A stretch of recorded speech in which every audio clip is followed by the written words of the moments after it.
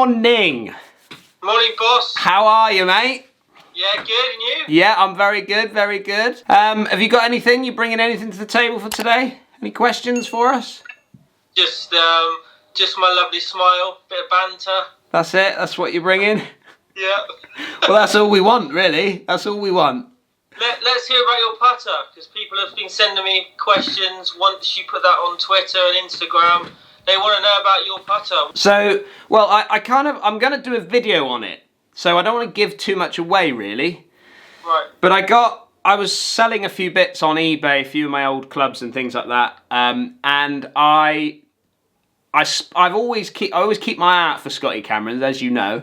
And I'm trying to get a little collection on the go.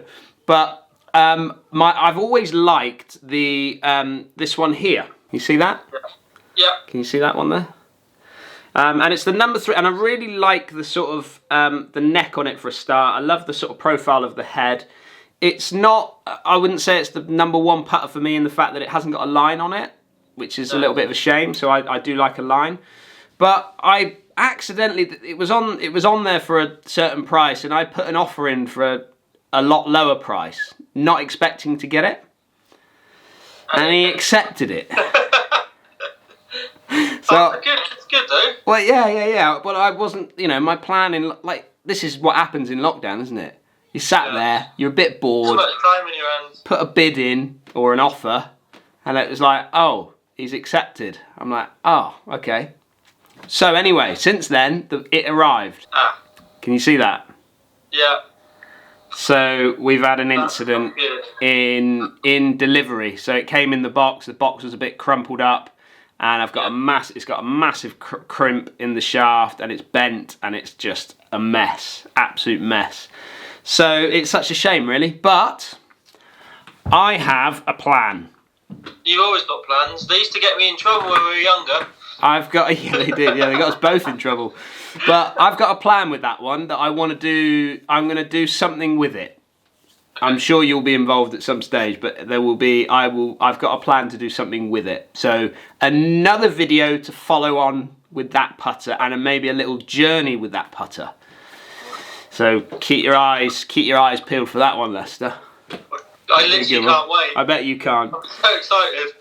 So I put out a little post yesterday on Instagram to get some questions in for our show, and I've had quite a few that have come through, so I thought we could maybe just run through them today. Yeah, do you fancy that? Yeah. Just running through a few of them. I think it's quite good. First one I'll pick up on here was from Lee Dukes. Okay, we know Lee really well, really nice guy. Good friend of ours. Good friend, yeah. And he said, how much do the modern iron degrees, stronger lofts, affect the game, or are they simply a tool stroke cheat to be able to hit the ball longer? What would you say to that? Yeah, I totally agree with the second part of his statement. Generally, the lower lofts will equate to more distance, and when people come for fittings, they ultimately, their number 1 concern is they want to hit the ball further. Whether it's a driver fit or an iron fit, if you've got them in a 7 iron and they hit the ball generally 150 yards through the air, even if you got them in a club which went a 7 iron which went 145, but it was better dispersion, they wouldn't buy it. But if you got them to hit the ball 160 yards through the air, and the dispersion was greater and not so good as their original club, they'll still buy it just because they're thinking they're gaining 10 yards. Yeah. So 100%. Yeah, it's at the end of the day, the companies are in a race. They're in a race for yardage. It's been known for a long time. So it's just that's what's happened. I think also you could argue that possibly as golf courses have got longer, that they've maybe felt that they've had to push it stronger. But I don't know where this ends. I don't know where it kind of ends. But what I would love to do is I would love to spend some time with actually someone who designs and builds golf clubs literally for like if I got an access through Titleist to go and have a chat with them, I would love to ask these types of questions to them guys, direct, to get some, proper responses really. Getting responses from those guys rather than getting responses from the marketing team, Okay, so I've had quite a few questions stroke inquiries from people on Instagram recently. Yeah. Asking us what we do with all the free stuff we get sent by the companies to test. So after you finish testing it, what happens to all that free stuff you're given?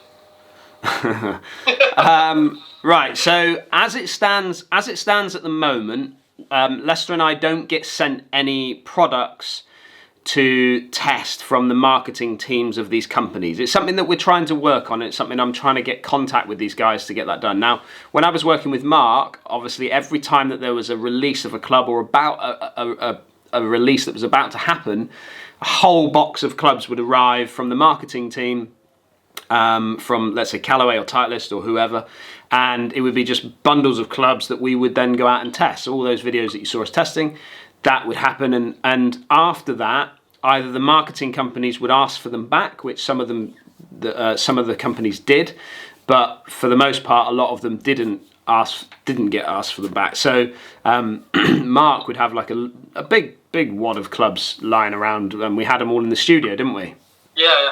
So but as it stands at the moment, we don't get that. The only thing that what I do at the moment is I go around to my local pros, my friends that are pros at other clubs, and I ask and beg and borrow their fitting tools to be able to do the club reviews or tests or whatever that we do from there. Now, that's why you see a lot of our testing. That's why you see a lot of Cobra and a lot of Titleist and possibly a little bit of Callaway, because ultimately that's all I have really in the studio. So when I test ping and things like that, I go to Teignmouth Golf Club or Churston Golf Club. You know, so that's what we do. So we don't get them to then give back. We don't even get them. We buy the ones that we have in the studio as demo kits, fitting kits, and then we get rid of them at the end of the year, really. So yeah.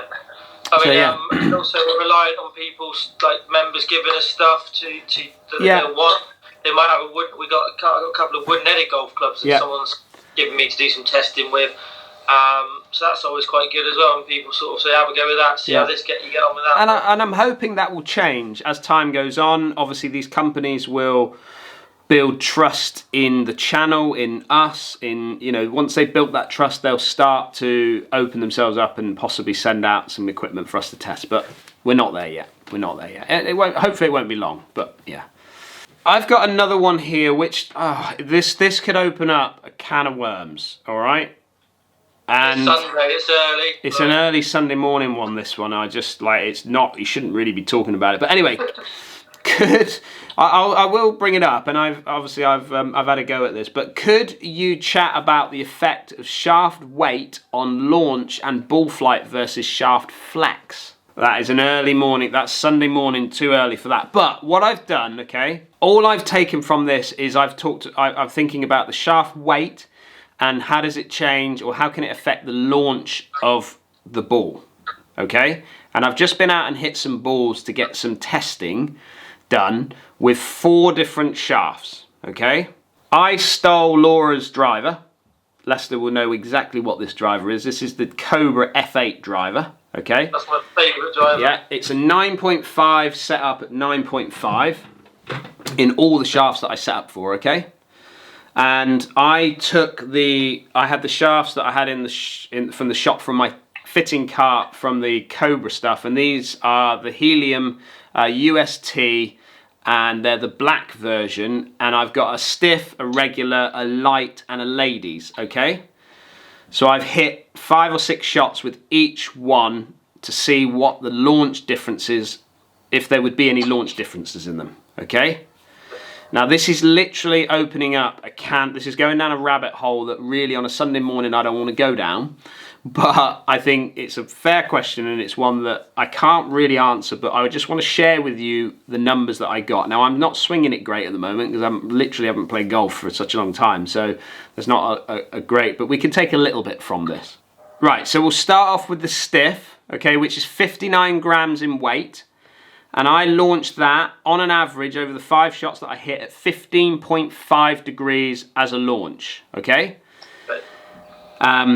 I then hit 5 shots with the regular. I've taken one out at the bottom there because it was a real miss hit. But it then launched, but I can put it back in, so it doesn't matter. So it's 15.2, okay?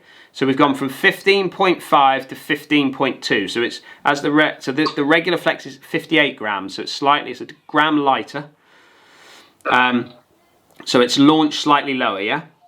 Yeah. If I then move into the light flex, okay, which is a 54 gram, so kind of like a senior's flex or an A flex or something like that, it's at 14.9 launch on an average.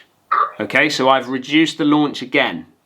And then when I move into the ladies or women's flex, which is a 50 gram shaft, and remember it's an inch shorter than the other three, it launched at 14.2. There you go. So it's launching as the stiffer one is launching up here, then it's as the flexes are getting, or as the shafts are getting lighter and the flex are getting like whippier, shall we say, the launch is dropping down slightly as we go through the actual clubs themselves. Okay? Now obviously there's loads of other numbers that you could go into, but I'm just literally picking out what I'm seeing from there. Now, take what you will with that, but if I did this experiment again tomorrow, I'm sure we might see some different numbers. So it's really, really hard, as we know, to get a gauge, because when you're fitting, and this is why it's so important to get fitted, is because, you know, you have to take into consideration the strike, performance, all of those little things that you as a golfer are going to go through as you go through a fitting. And that's why, you know, having a professional kind of oversee you is probably, well, it's the most important thing, isn't it? 100%. Yeah, so there's just a snippet of it. I don't want to go down this rabbit hole, but that's just a snippet of what I did out there this morning, just hitting 20, 25 shots with those different shafts, just trying to get some numbers from it. All right? Is that what you would expect to see from that? Don't know really, because I haven't done any experimenting in that way myself, so I wouldn't really have an opinion as of yet. Yeah. Because I do know in golf some of the actual things that you, or some of the things you believe. Yeah. You're told, or even that you're told, once you do some testing and your own sort of experimenting is completely different or goes against what you are told. Yeah. I agree. Like challenging boundaries. So I wouldn't want to comment, but I mean, that is a little bit surprising that the launch does lower. Yeah. As you increase flex. Again, I haven't done any experimenting. You know, we can do more of this, and you got to remember that I know what club I'm picking up, so I'm gonna make some possible adjustments without me. You know, these are subconscious adjustments that I'm going to be making because of the weight and the flex of the shaft. All of these things. If you put it in somebody's hands who didn't really know what they were hitting, you might see some differences there. Like, I want to do this experiment with more, with maybe some stiffer shafts. So shafts that I would, let's say, play more, but have some different ones that we can get that, you know, like high profile shafts. I would love to do some more experimenting with those. I've got another one here from Gary Smith. Gary who follows us a lot and comments a lot, which is, hello Gary. He put, what was the best shot you've both ever hit? Best resulted shot. I think it has to be the best. Well, that's such a tricky one, isn't it? Today, let's go with the best resulted shot you've ever hit. Okay, so that would be at Churston. Yeah. Where I went back as an amateur on the par 5 fifth. It was early in the morning. I hadn't had a very good start. Yeah. It's a par 5, and I'd hit my tee shot to the sort of top of the hill, but you couldn't see the green from where I'd hit it. And I hit 3-wood from that position, trying to hit it towards the green because my score wasn't particularly good, and I was already chasing. Yeah. Hit it well, sort of on a good line. When I looked for the ball where I thought it would be, because some bunkers down probably 30, 40 yards short of the green, I thought it probably would have caught one of them. Yeah. Couldn't find my ball. Walked up to the green, looking around, like, no idea. One of the lads walked to the hole and went, your ball's in the bottom of the hole. And I was like, you don't believe at the start, do you? So obviously ran onto the green, and there it was, sat in the bottom of the hole for a 2. Lovely. Yeah. So for me, I have literally just been thinking about this in more, and I know we've discussed it off camera briefly about the different shots and things, and you know, I've holed a 5-wood on camera that you've seen, which was quite exciting. I've had a hole in one with the driver at the first hole at Thurleston. Yeah. But the shot that is my favourite shot ever, and it's just come back to me because emotionally it was the most enjoyable, was final qualifying for the British Open.